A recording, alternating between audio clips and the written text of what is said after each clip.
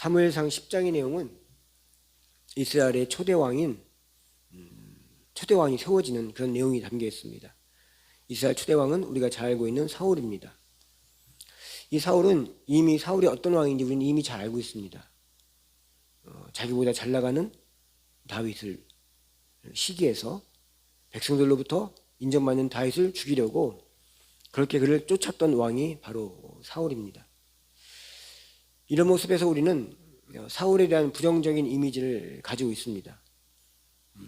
사울의 그 후에 했던 행위들 때문에 앞에 있던 사울에 대해서는 잘 모른다는 거죠. 그렇지만 사울은 처음부터 그런 사람이 아니었습니다. 사울이 왕이 되기까지 이야기를 보면 우리가 생각하고 있는 그런 나쁜 사람도 악한 사람도 아니었습니다. 10장에 담겨있는 사울은 그 초반에 보면 아주 풋풋하고 순수한 마음으로 왕이 되는 과정들이 기록되어 있습니다. 우리가 먼저 사울에 대한 이야기를 하기 전에 우리가 먼저 알고 넘어가야 할 것은 왜 이스라엘 왕이 필요했는가라는 것입니다. 그동안 잘 오던 이스라엘이 왜 왕을 갑자기 세워야 되는가? 이스라엘의 진정한 왕은 하나님이십니다. 그리고 하나님의 인도하심으로 사사가 이스라엘을 이끌어 왔습니다. 근데 백성들이 왕을 요구하는 계기가 된 것이 있습니다. 사무엘상 8장 1절부터 5절 보면 이런 이야기가 기록되어 있습니다. 사무엘이 늙음에 그 아들들을 이스라엘 사사로 삼으니 장자의 이름은 유엘이요 차자의 이름은 아비야라. 그들이 브엘사바에서 사사가 되니라. 그들의 아들들이 자기 아버지의 행위를 따르지 아니하고 이익을 따라 뇌물을 받고 판결을 굽게 하니라. 이스라엘 모든 장로가 모여 라마에 있는 사무엘에게 나아가서 그에게 이르되 보소서 당신은 늙고 당신의 아들들은 당신의 행위를 따르지 아니하니 모든 나라와 같이 우리에게 왕을 세워 우리를 다스리게 하소서 한지라. 간단히 말하면 사무엘의 아들들이 이스라엘의 지도자로서 돈만 밝히고 공의롭게 재판하지 않는 것에 백성들이 반발했다는 것입니다. 이렇게 백성들이 왕을 요구하는 목소리가 높아지자 사무엘은 어떻게 합니까? 하나님께 기도하면서 묻습니다. 그래서 하나님은 왕을 세우라고 말합니다. 이렇게 사무엘은 이미 하나님으로부터 사울이 왕이 될 것을 알고 있었고 그에게 기름까지 부었습니다. 그리고는 미스바로 온 이스라엘 백성을 오라고 불러놓고 지파 중에서 한 지파씩 뽑습니다. 그리고 그 지파 중에서 뽑힌 지파 중에서 가족 중에 한 가족을 뽑고 그 가족 중에서 한 사람을 뽑게 되는데 그 사람이 왕이 되는 것입니다. 이렇게 해서 사무엘은 이미 사울이 왕인 것을 알고 있었지만 이제는 백성들 앞에서 공식적으로 사울이 왕위로 뽑혔음을 밝힙니다.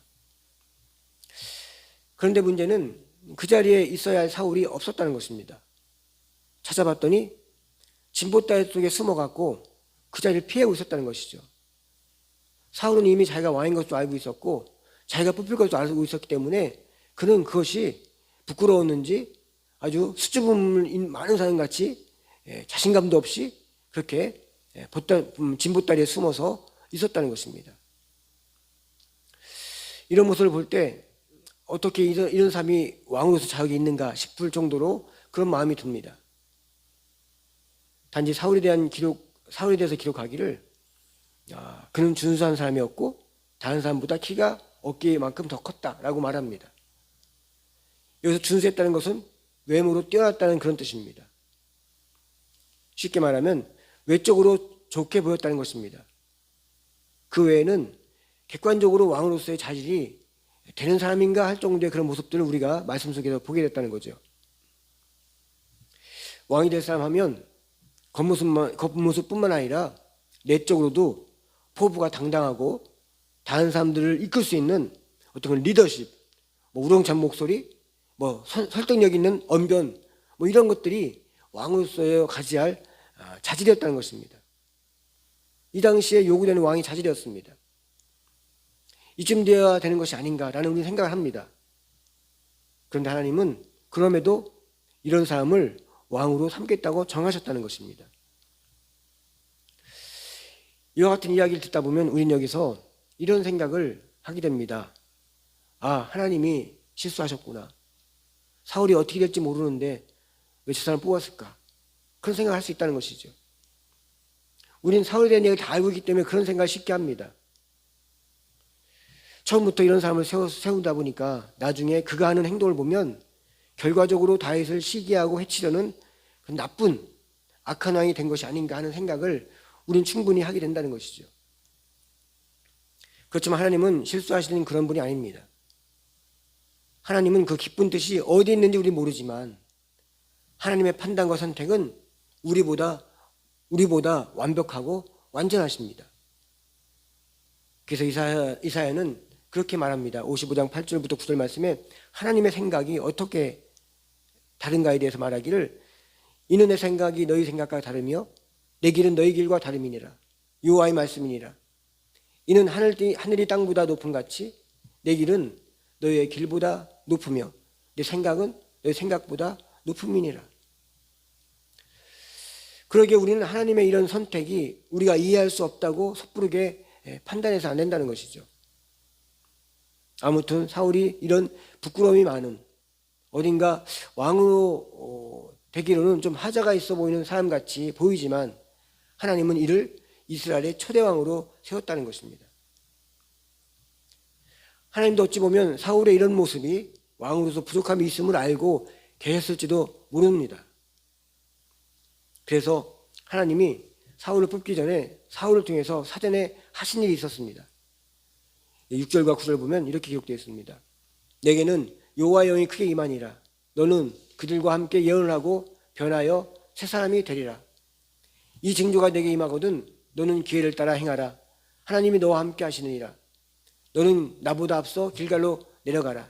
내가 네게로 내려가서 번제와 화목제를 드리리니 내가 네게 가서 내가 행한 것을 가르칠 때까지 7일 동안 기다리라. 그가 사무엘에게 떠나려고 몸을 돌이킬 때에 하나님이 새 마음을 주셨고 그날 그 징조도 다 응하니라. 하나님께서 사울에게 말한 것입니다. 하나님께서 주신 것이 있습니다. 그것은 하나님의 영을 부어서 새 마음을 주셨다는 것입니다. 하나님은 그가 어떤 사람이든 상관하지 않으십니다.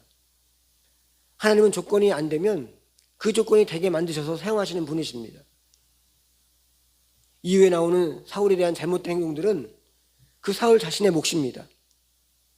그가 그의 마음을 어떻게 관리했는가는 그의 책임이라는 것이죠. 그러나 하나님은 부족한 사울을 그렇게 하나님의 영을 넣어서 그 새 마음을 갖게 해서 그가 하나님 이스라엘의 왕으로 세워지게 했다는 것이죠. 사람들은 조건을 따집니다.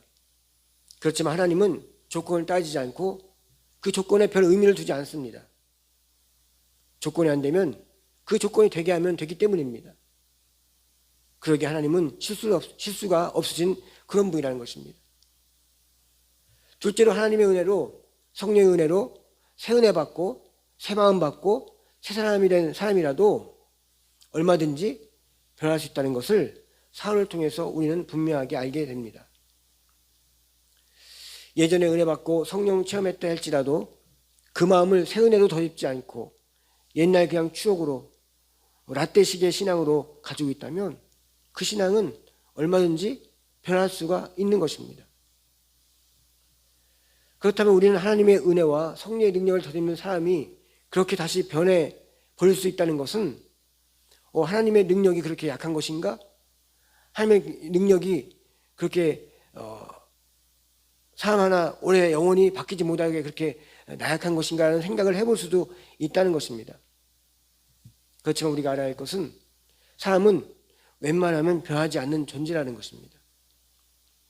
사람이 인격적인 교육을 잘 받고 수양하고 훈련을 잘 받고 그런 과정을 거치면서 좋게 새롭게 변화될 수만 있다면 얼마나 좋겠습니까? 그렇지만 사람들이 이런 훌륭한 교육과 과정을 잘 받고 인격적으로 실력적으로 잘 준비된다 해도 어느 순간 생각을 잘못하고 선택을 잘못하고 판단을 잘못해서 순식간에 큰 문제 앞에 큰 어려움 앞에 처하는 일들이 비일비재하다는 것입니다. 사람이 변하는 것은 그런 교육과 훈련과 수양과 같은 그런 것들이 아니라 어떤 큰 문제 앞에 자신이 무너지고 자신의 한계를 느끼고 인생의 막다른 골목이나 벼랑 끝에 섰을 때 그때 하나님께 부르짖고 하나님의 도우심을 구하고 하나님의 역사하심을 구할 때 사람은 그제서 어떤 변화의 기회를 가지게 되는 것입니다. 그러면서 영적인 체험도 하게 되는 것이고 영적인 변화도 하게 된다는 것이죠. 이 세상 그 어디에도 이런 영적인 변화와 체험과 경험들은 우리가 무엇을 했다고 해서 얻을 수 있는 것이 아닙니다. 그것은 하나님께서 우리 인생을 무너뜨리시고 엎드리게 하셔서 하나님을 인정하고 자기를 부인할 때 경험되어지는 하나님의 은혜인 것입니다. 그렇다면 하나님의 은혜로 변화되었음에도 더 악하게 변화해버리는 것은 무엇인가? 하나님의 은혜와 능력에도 어떤 유효기간이 있는 것이 아닌가? 우리는 그런 생각을 할 수도 있습니다. 그렇지만 그런 것이 아닙니다. 사울에게 쫓겨다니던 다윗이 어땠습니까? 그도 왕으로 세워졌을 때 하나님의 기름 부음을 받은 자였습니다.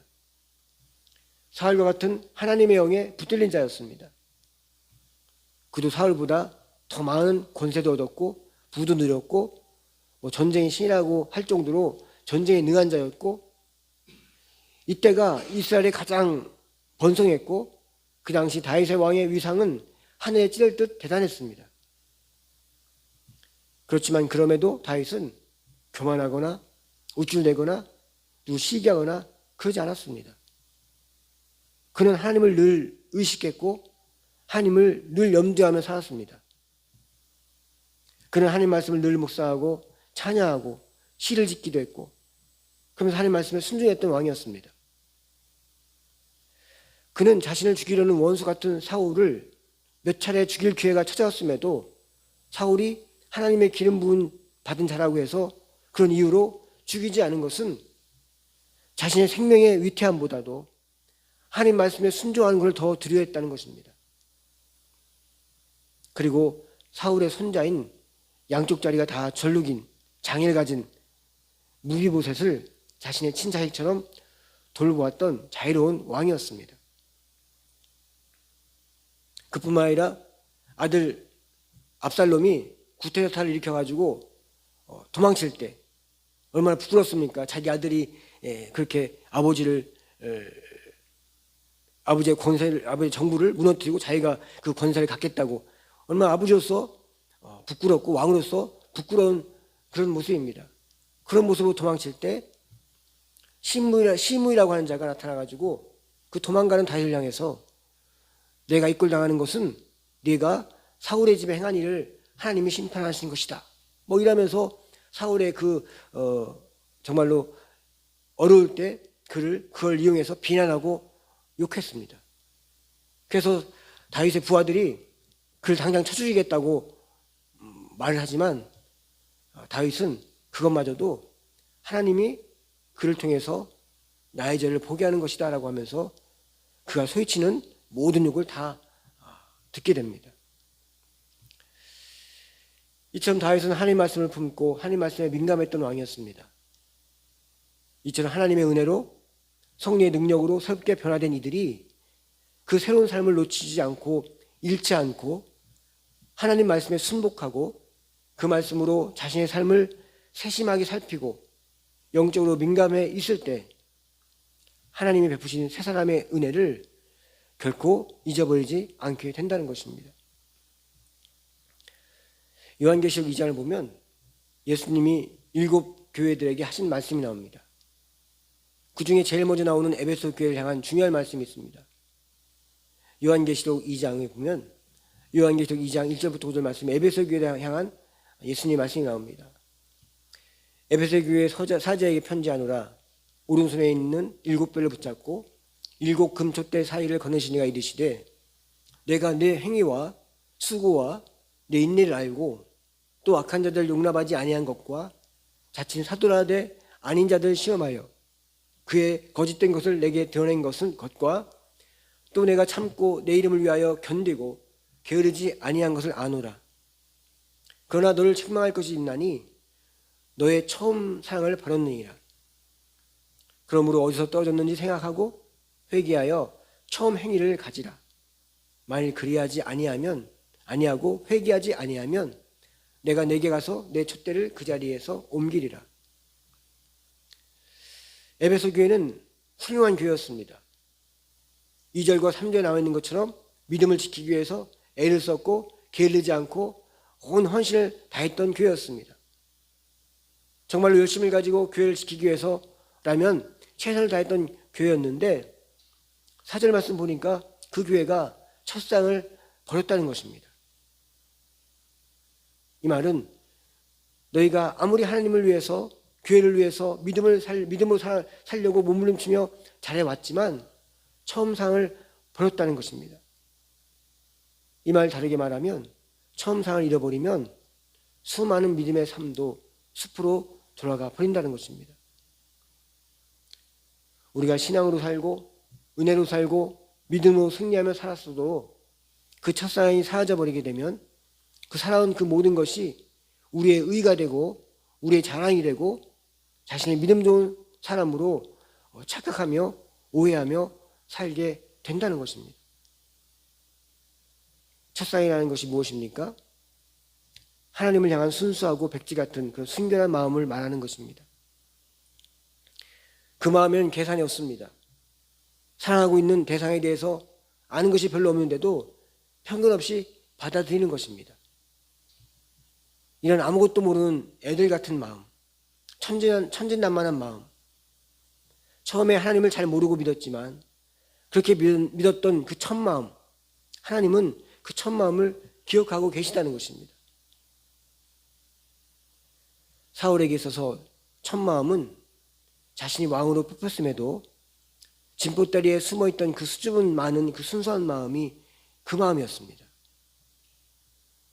이 첫 마음을 잃어버리면 결국에는 우리가 교회에서 교회를 열심히 다녀도 또 하나님 말씀을 다 외우고 산다 해도 신비한 체험과 많은 간증과 많은 열매가 많이 있다 해도 그 마음 잃어버리면 결국에는 사울과 같이 될 수 있다는 것입니다. 다윗은 하나님 말씀을 끝까지 지켰고 어찌 보면 어리숙한 자같이 그런 것까지 순종하느냐고 무시를 당해도 그는 아무것도 아닌 것 같아 보이는 작은 하나님의 말씀에까지도 그 양심이 떨렸던 것은 다윗의 마음에 하나님을 향한 처음 마음, 그 처음 마음이 그 중심에 잘 자리 잡고 있었기 때문입니다. 그래서 그는 어떤 상황에도 교만하지 않을 수 있었고 거만하지 않을 수 있었고 오만하지 않을 수도 있었고 죄를 지적하는 나단의 선지자 앞에서 바로 엎드려 회개 무릎을 꿇을 수 있는 사람이었던 것입니다. 이것이 믿음이 성장하고 성숙해지고 많은 열매를 이루어도 늘 변함없는 그 모습 그대로 겉의 모습은 많이 달라졌지만 그 속마음은 달라진 것이 없는 그 변함이 없는 그 마음, 항상 열심을 가지고 많은 섬김에도 늘 부족함을 느끼고 회개하며 정결한 삶을 살겠다고 해도 늘 내 자신이 안타깝고 언제든지 잘못될 수 있고 악할 수 있는 사람임을 인정하는 것, 그 마음을 하나님은 우리에게 원하신다는 것입니다. 그러기 우리는 하나님의 은혜에 감사하고 하나님 주신 그 마음으로 여전히 처음 믿었던 그 모습으로 살아가는 것, 우리가 믿음에 성숙되어지고 믿음을 갖고 오래오래 살아갈수록 그 마음이 더 견고해지고 공고해지고 그 마음을 잃지 않는 그런 삶이 우리 가운데 있어야 할 것입니다.